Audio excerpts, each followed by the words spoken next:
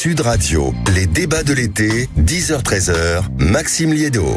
0826 300 300, on poursuit la conversation, on poursuit la discussion, on poursuit l'échange sur Sud Radio. Vous parlez vrai, vous le savez, c'est votre radio. 0826 300 300, vous nous appelez, c'est le camarade Manu qui est au standard aujourd'hui et on vous interroge avec vous, Mathéo, sur un sujet qui est au cœur là de l'actualité. Exactement Maxime, c'est le texte sur la fin de vie qui est soumis une dernière fois aujourd'hui au vote des députés. Le Premier ministre Sébastien Lecornu a indiqué hier qu'il saisirait le Conseil constitutionnel sur une partie des dispositions après le vote. Et vous réagissez donc au 0826 300 300 avec cette question que l'on vous pose. Est-ce possible de mourir dans la dignité ? Question bien sûr sur les réseaux sociaux au standard 0826 300 300. Vous l'avez rappelé Mathéo, il y a également les réseaux sociaux ainsi que l'application. Si on vous repose la question, c'est parce que tout à l'heure on l'a eu avec nos débatteurs à 10h30 et vous avez été très nombreux à réagir parce qu'il y a plusieurs questions. Mourir dans la dignité, est-ce que ça signifie déjà quelque chose ? Et puis est-ce que c'est à l'État en réalité de s'occuper de ce genre de questions quand ça touche à l'intime, quand ça touche au privé, quand ça touche aussi parfois à des moments d'une vie où on n'a plus forcément conscience de ce qu'on fait, de ce que l'on dit, de ce que l'on pense. Vous avez certainement dans votre entourage, dans votre famille, auprès de vos amis, des proches, vous avez connu cette situation, vous avez dû gérer cette situation. Ce qui vous inquiète ou ce qui vous rassure à l'évocation de cette loi, venez témoigner 0826 300 300. Bonjour Chantal. Oui, bonjour. Merci beaucoup d'être avec nous Chantal sur Sud Radio. Comment vous regardez vous ce midi cette question de la fin de vie ? Je trouve que c'est une... j'ai pas de mots pour dire tellement je trouve ça horrible. C'est-à-dire, qu'est-ce qui vous frappe, qu'est-ce qui vous marque, qu'est-ce qui vous inquiète Chantal ? Bon, déjà, la fin de vie, c'est la mort. Bon. La mort, ça fait partie, voilà, on naît, on vit, on meurt, c'est un cycle normal. Ensuite, mourir dans la dignité, j'ai dit sur votre antenne, je voudrais déjà qu'on essaye de vivre dans la dignité. C'est-à-dire qu'il y a quoi ? Est-ce que, Chantal, vous faites partie des personnes, non pas inquiètes, parce que le mot est trop fort, mais en tout cas, allez, circonspectes à l'idée tout d'un coup que des politiques mettent au centre de leurs préoccupations cette idée de mort qui plus est à la fin d'un quinquennat ? Non, mais je suis très inquiète. En plus, bon, moi je suis personnel de santé. Je suis quelqu'un qui a un handicap, j'ai perdu la vue à 19 ans. Je peux vous dire que si quelqu'un était venu me dire à 19 ans, est-ce que vous voulez qu'on vous aide à partir, j'aurais peut-être dit oui. Vous savez ? Donc, je crois que c'est pas au moment où les gens sont vulnérables pour leur poser la question et qu'on ait 48 heures pour réfléchir. Deuxièmement, je pense qu'il y a la loi Leonetti avec les directives anticipées qui sont là pour ça, pas d'acharnement thérapeutique, développer les soins palliatifs, qui n'ont pas fait. Donc, il y a d'autres moyens qu'on accompagne les personnes et les familles, je vous parle en tant que professionnel de santé, c'est tout à fait normal. Ce n'est pas à nous de décider. Maintenant, si les gens veulent se suicider, c'est leur problème. Ça ne me regarde pas, oui. C'est un choix. En fait, vous, ce qui vous inquiète aussi presque, Chantal, enfin les deux points que je comprends dans notre conversation, dites-moi si je me trompe, mais le premier point, c'est une véritable inquiétude quant à aujourd'hui ce que peuvent représenter les soins palliatifs en France, mais il y a aussi, pour un choix aussi intime, le problème que l'État s'en mêle, c'est ça ? Exactement. Je veux dire, et puis c'est les cas par cas. Chaque personne a vécu quelque chose. Quand on fait une loi, c'est pour l'intérêt général. C'est pas pour nos exemples à chacun. Donc, bien entendu, il y a 40 ans, on ne gérait pas aussi bien la douleur, on accompagnait moins bien, quoique les familles étaient beaucoup plus entourées, les malades et les proches étaient là, les gens mouraient aussi à la maison, c'est encore autre bien chose. Donc, on est dans une société où on va commencer par les gens qui soi-disant demandent, surtout que entre les maladies dont on connaît, comme la maladie de Charcot, où on connaît la fin. Après, ça va être l'handicap. Quelqu'un qui est tétraplégique, c'est terrible. Mais c'est un handicap. Ce n'est pas une maladie. On peut vivre 40 ans en étant tétraplégique. Donc, où s'arrête la limite ? Les maladies mentales.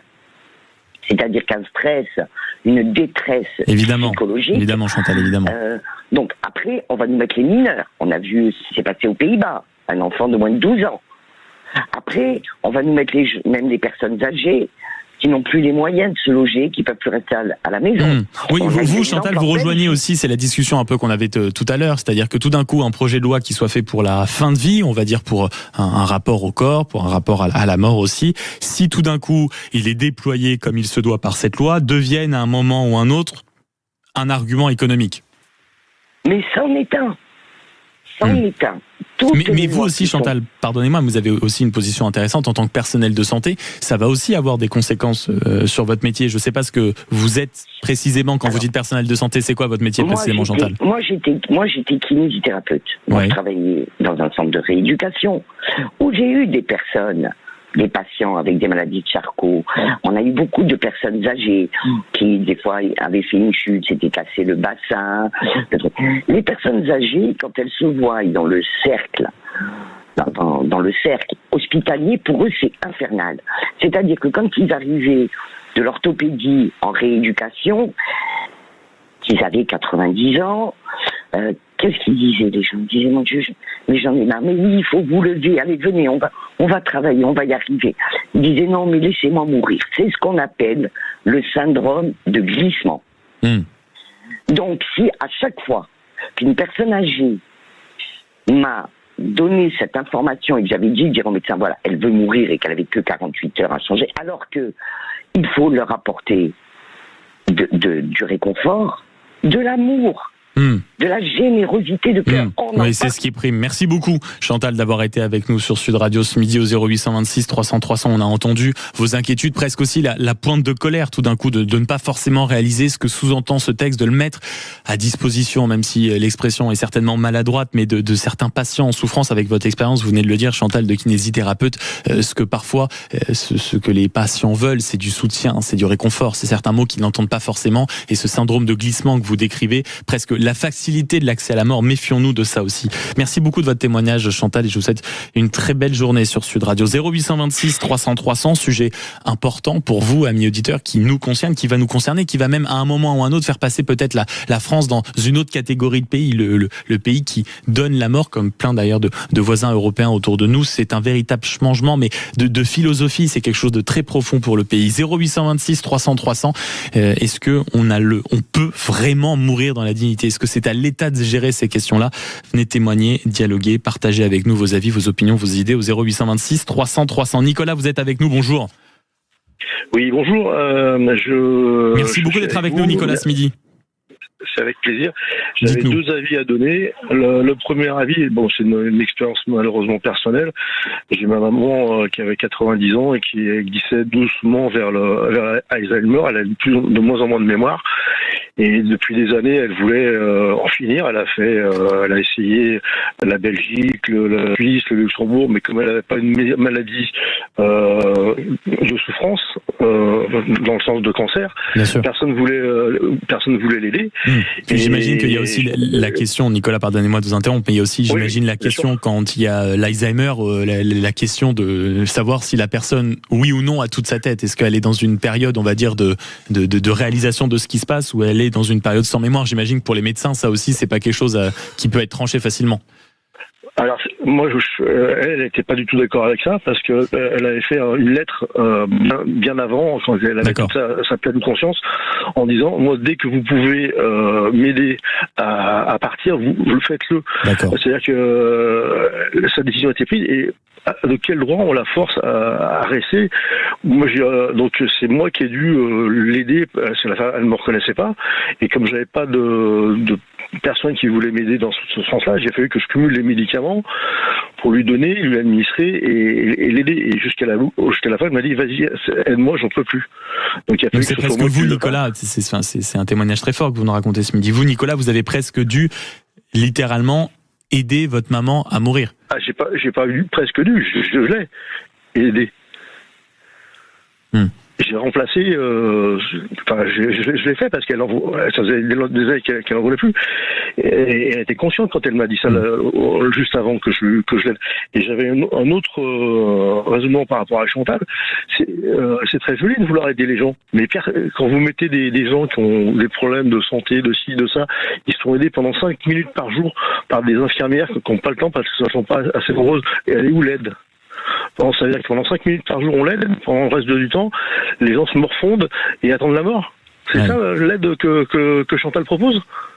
Faut se rendre compte de la réalité.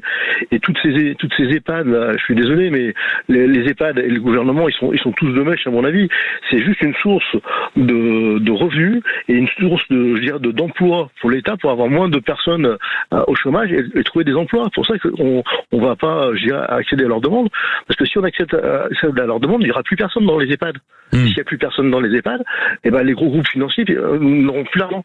Oui, mais Nicolas, vous, pour revenir quand même au cœur de votre témoignage, comment ça s'est passé aussi avec votre maman? Parce que j'imagine, et je pense à tous ceux qui sont en train de nous écouter actuellement, ils disaient, attendez, mais comment un fils a pu aider sa maman à partir? Vous avez quoi? Vous aviez des médicaments à proximité? Vous avez demandé de l'aide à des parents, à des médecins à l'étranger, à des médecins autour de vous? Pas du tout. On a fait le tour des médecins avec ma maman. C'est ma maman qui demandait à plusieurs médecins, aidez-moi, j'en peux plus, ma vie est en enfer, j'ai plus le goût, même si je passais la voir régulièrement, une fois par jour, ça suffit pas. On peut pas aider les gens 24 heures sur 24. Et après, on m'a lâché des noms de médicaments comme ça, je m'en suis fait prescrire pour moi, je les ai cumulés, et quand elle m'a demandé de lui donner, je lui ai donné. Et comment on se sent, Nicolas, quand on prend une telle décision, même si c'est en accord avec sa maman? On imagine à quel point, pour un fils, c'est l'une des situations face à laquelle on n'aimerait jamais se retrouver confronté. Surtout quand l'opération des médicaments ne fonctionne pas jusqu'au bout. Donc comment on se sent après ça? Comment on réagit? Comment on y réfléchit a posteriori? Moi, j'y pense tous les jours. Mais c'était sa volonté et elle était malheureuse. Donc, il arrive un moment, vouloir maintenir les gens en vie, c'est de la philosophie. Vous n'êtes pas dans la peau des gens. Si les gens sont malheureux, souffrent, on peut pas aider tout le monde. Et puis il y a des gens qui veulent pas être aidés. Oui, donc forcément, on est obligé parfois de prendre des décisions. Ça reste leur choix de vie. Parce qu'ils ont traversé différentes épreuves, parce que, il y a 80, 90 ans, on a envie de tourner la page. Oui, et ça, vous, c'est ce que vous avez fait visiblement avec beaucoup de courage aussi avec votre maman. Merci beaucoup, Nicolas, d'avoir été avec nous sur Sud Radio pour apporter ce témoignage de la loi sur la fin de vie. Vous venez d'entendre Nicolas, vous venez d'entendre Chantal. L'une était soignante, Nicolas a une épreuve plus que douloureuse. Vous venez de l'entendre dans l'intimité. Est-ce que c'est à l'État de s'occuper de ces questions-là, Mathéo? C'est la question aussi qu'on pose aux auditeurs, qui plus est avec un contexte politique qui va se jouer dans les prochaines heures autour de cette question de la fin de vie. Oui, Maxime, puisque ce texte est soumis pour la dernière fois aux députés aujourd'hui à l'Assemblée nationale, et le Premier ministre Sébastien Lecornu a indiqué hier qu'il saisirait ensuite, une fois ce vote terminé, le Conseil constitutionnel. Et c'est dans ce cadre-là qu'on vous interroge, amis auditeurs. 0826 300 300. Vous avez entendu Chantal, vous avez entendu Nicolas à l'instant. Vous avez peut-être vous aussi un témoignage, une interpellation, des interrogations, peut-être aussi même des volontés, des convictions. Mais l'antenne de Sud Radio est faite pour ça, vous le savez. Vous parlez vrai, on vous écoute, Sud est votre radio. Et on vient dans une poignée de secondes. À tout de suite. 0826 300 300. Sud Radio. Parlons, 10h-13h, Maxime Liédo. Avec Mathéo Lamblot sur l'antenne de Sud Radio, on vous interroge, amis auditeurs, 0826 300 300, un sujet particulièrement d'actualité, et on veut l'avis des auditeurs, Mathéo. Eh oui, exactement, vous continuez à réagir sur ce texte sur la fin de vie soumis une dernière fois aujourd'hui au vote des députés. On vous pose cette question au 0826 300 300, est-ce possible de mourir dans la dignité? Et vous venez participer également à la conversation via les mails sur Sud Radio, le site et l'application, ainsi que les réseaux sociaux. Vous avez entendu Chantal et Nicolas tout à l'heure, deux témoignages extrêmement forts, opposés, bien sûr presque complémentaires. L'une soignante en disant que je ne crois pas sur la fin de vie, je vois ce que c'est dans le cabinet, et quelqu'un qui l'a vécu dans sa chair, cette obligation, qui plus est avec un être de sa famille, sa maman, dans l'obligation de l'aider à partir. Faut-il légiférer? Et ça, l'État de faire tout ça? On vous pose la question, comme vient de le dire Mathéo. 0826 300 300. Vos témoignages sont nombreux, à commencer par le vôtre. Ève, bonjour. Oui, bonjour, je vous écoute. Merci beaucoup d'être avec nous ce midi, Ève. Comment vous regardez cette question, vous? Écoutez, il y a des moments où j'ai envie de réagir, puis il y a des moments où je me dis ça ne sert à rien. Mais puisque vous me donnez la parole, je vais essayer de la prendre d'une manière la plus simple possible. Je suis pour... en fait, je suis pas suffisamment, je ne suis pas suffisamment, je ne suis du verbe suivre, pas suffisamment les textes de loi pour dire exactement ce qu'il serait permis de faire ou d'interdire ici dans notre pays, la France. Par contre, je trouve que, par exemple, ce qu'il y a en Suisse est une ouverture sur la liberté individuelle. Je parle bien de liberté, c'est-à-dire que, effectivement, lorsque on est sain de corps et d'esprit et que on déclare, même avant d'avoir la maladie d'Alzheimer, ou une maladie encore Alzheimer, c'est pas si grave que ça. C'est grave, hein, mais je veux dire qu'on n'est peut-être pas malheureux, surtout si on n'a pas d'autres mots. M-A-U-X. Bien sûr. Par contre, je suis... alors, je ne sais pas si l'État peut trancher. La seule chose qu'il y a, c'est que il ne faut pas tomber dans des textes de loi qui pourraient accuser des médecins d'avoir donné la mort. Ce matin, vous aviez, je ne sais pas le nom de la personne qui était interviewée et qui disait tuer. Tuer en parlant de mourir. Entre se donner la mort et tuer quelqu'un, entre demander à être aidé à mourir et tuer quelqu'un, vous n'avez absolument pas réagi, enfin l'antenne. Hein. Si il y a quelqu'un qui a repris un petit peu derrière. Ah, ça, c'est moi qui ai repris, Ève, en disant qu'on pouvait pas bravo. dire. Bravo. Voilà. Mais non, pardon, non, mais c'est vrai. Moi, je comprends que ce soit une opinion, mais on peut pas non plus caricaturer le débat à ce point. Même quand bien même c'est dit pour provoquer et pour faire des parallèles philosophiques, il faut toujours être vigilant à ce qu'on dit, parce qu'il y a des gens qui sont dans la souffrance. Il y aura aussi une loi, un cadre. Quand bien même on n'est pas d'accord, on peut pas dire que ça fait le lien avec des slogans fascistes ou que c'est pour tuer plus vite. Ça, c'est pas vrai. Non, bien sûr, justement. Et moi, bon, je suis entourée dans ma famille, quelqu'un qui a des mots, quelque chose qui est invisible et qui vient d'atterrir dans un EHPAD. Quand tu vas la voir dans l'EHPAD, bon, je n'ai rien à dire parce que je ne sais pas si quelqu'un voudrait ou pas arrêter, mais c'est moi, je trouve que la vie, c'est quelque chose, entre guillemets, de vivant. C'est-à-dire que Merci beaucoup, Ève, d'avoir été avec nous. On a bien compris les différentes notions, mais aussi l'importance des mots qu'on doit utiliser quand on aborde ce sujet, notamment sur la fin de vie. Et puis, vous avez rappelé en conclusion, c'est vrai, l'importance aussi de ce que représente un tel geste et l'importance de la vie aussi qu'on néglige parfois dans ces débats-là. 0826 300 300, vous êtes nombreux à réagir et vous en faites partie de ces réactions. Serge, bonjour. Oui, bonjour. Oui, je vous écoute avec attention. Merci beaucoup, Serge. Dites-nous. Le témoignage de Nicolas, il est poignant. En fait, moi, je voulais dire que il aurait été mieux de faire un référendum. Moi, j'ai vu pour ma maman, où elle était en fin de vie, je dirais, toute seule, hein, c'est-à-dire que elle vieillissait, quoi. Et quand j'ai été voir les médecins, etc., ils m'ont dit, bon, maintenant, on lui donne, je sais plus, un truc au sucre ou intraveineuse. Bon, j'avais compris qu'elle partait, et parce qu'il la soignait plus, quoi, c'était plus la peine. Je suis pas vraiment intervenu et j'ai vu, je me suis dit bon, mais j'avais vécu ça aussi avec ma grand-mère, c'était pareil. Ou à la fin, je sais plus ce que c'est, hein, c'est du goutte à goutte au sucre. Moi, je suis pas médecin, j'y connais rien, mais j'ai vu ça et j'aurais aimé en fait qu'il y ait un référendum et qu'on explique aux gens quel est le pour, quel est le contre, et que les Français donnent leur avis parce que je suis pas certain que les députés moi, mon député me représente pas, quoi. Ouais. Donc, il va pas me dire oui, il va pas dire non.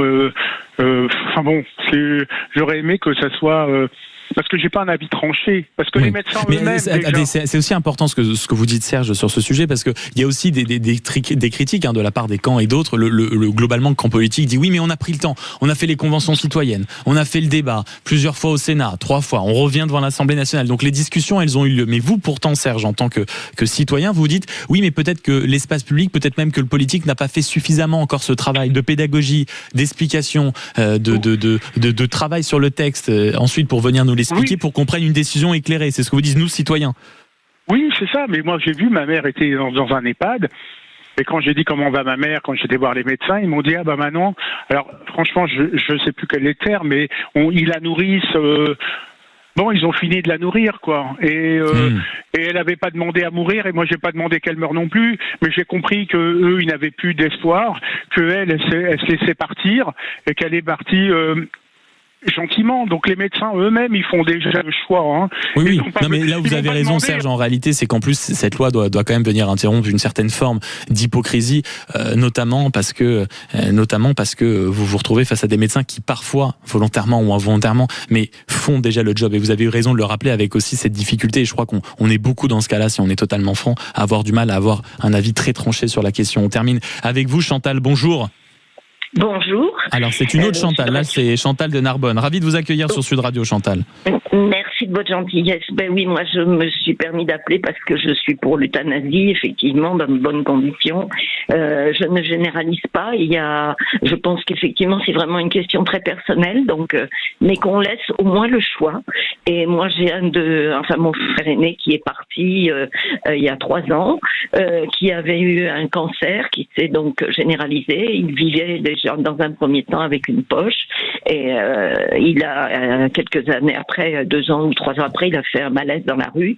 On l'a réhospitalisé, on lui a dit on vous met une deuxième poche, on vous retire un bout de tête, enfin voilà, je vais vous passer les détails. Et donc il a refusé et il est rentré, il a dit je veux mourir chez moi. Et il est rentré chez lui et son médecin traitant voulait lui donner de la cortisone et de la morphine, pardon, et il n'a pas eu l'autorisation de lui fournir de la morphine.